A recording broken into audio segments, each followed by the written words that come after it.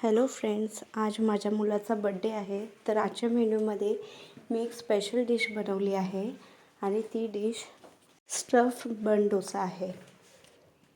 याआधी सिंपल बन डोसा मी बनवला होता, त्याची रेसिपी अपलोड केली आहे. ते फक्त रवा आणि दहीने बनवलं होतं.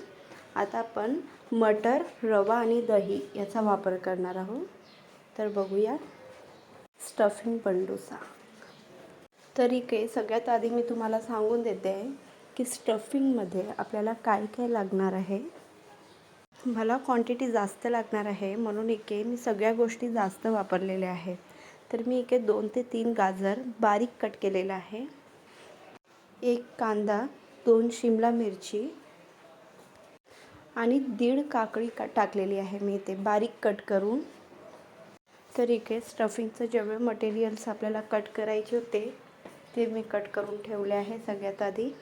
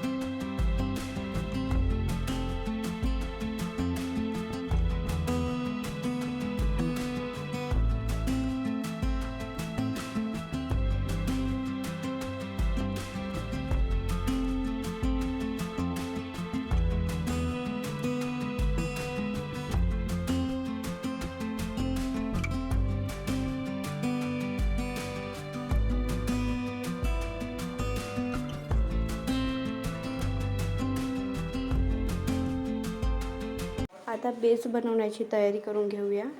त्यासाठी मी मिक्सर जारमध्ये सगळ्यात आधी मटर घातले, थोडे 3-4 मिरची, 7 ते 8 लसूणच्या कळ्या आणि थोडे अद्रक आणि थोडं कोथिंबीर टाकलेलं आहे.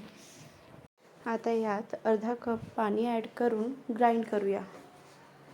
इथे मटरचं पेस्ट तयार झालेलं आहे. आता सेकंड राऊंडमध्ये 1 वाटी दही घेतलेला आहे, आंबट दही, आणि 1.5 वाटी रवा घेतलेला. त्यात थोडं पाणी टाकलेलं आहे, वाटेल तेवढं, आणि याला ग्राइंड करूया. आता हे मिश्रण इथे घट्ट झालं तरी चालेल, आपण यात नंतरही पाणी ॲड करू शकतो.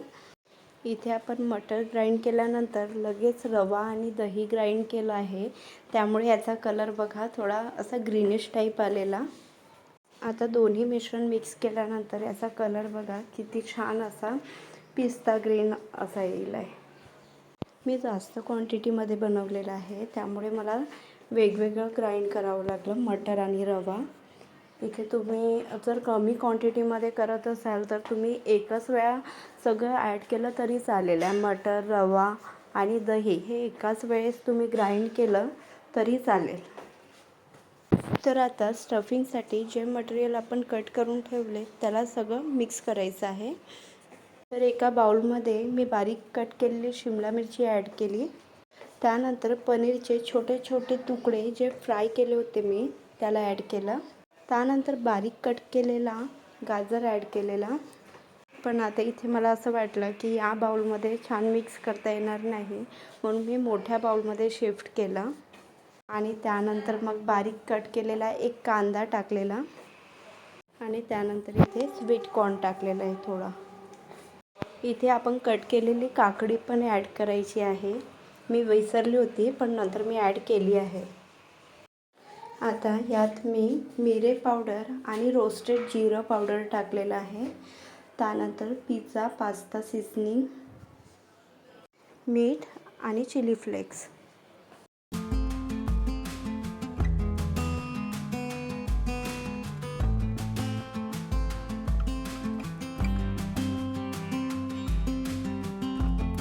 आता या मिश्रणात टोमॅटो सॉस आणि मेयोनीज टाकून छान मिक्स करून घ्यायचं आहे.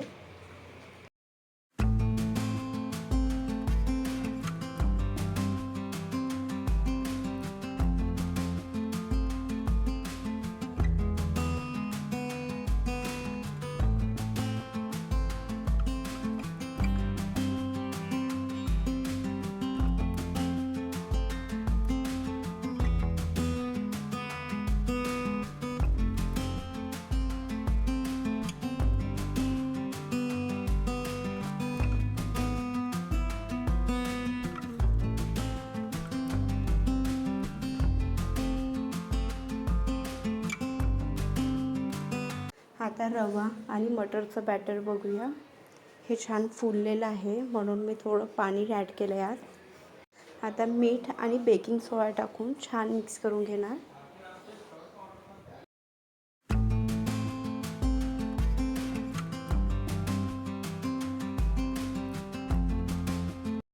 आता मी एक तडका पॅन घेतलेला आहे आणि या तडका पॅनला ऑइल छान लावून घ्यायचं आहे.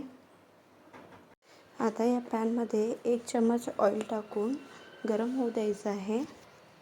ऑइल छान गरम झालं तर आपलं मटर आणि रवा याचं जे बॅटर बनवलं होतं ते छान खोलवर चम्मच घेऊन 1 चम्मच पॅनमध्ये टाकायचं आहे. त्यानंतर स्टफिंगचं मटेरियल जे रेडी केलं होतं ते यात थोडं हलकं प्रेस करून आपल्याला त्यात ॲड करायचं आहे. यावरून परत आपल्याला रवा आणि मटरचं बॅटर घालायचं आहे. हे बॅटर खूप जास्त नाही टाकायचं आपल्याला. आता यावर एक छोटी प्लेट ही झाकून ठेवायची आहे. थोड्या वेळाने चेक केलं तर वरची परत ही ड्राय झालेली आहे, म्हणजे पलटवण्यासाठी सफिशियंट आहे. तर इथे आपला स्टफिंग बन डोसा तयार झालेला आहे. आता सर्व करताना याला मधनं कट करून सर्व करायचं आहे. कट केल्यानंतर त्यातली स्टफिंग ही आपण इझिली बघू शकणार. खूप छान दिसतं. तुम्ही पण नक्कीच ट्राय करा.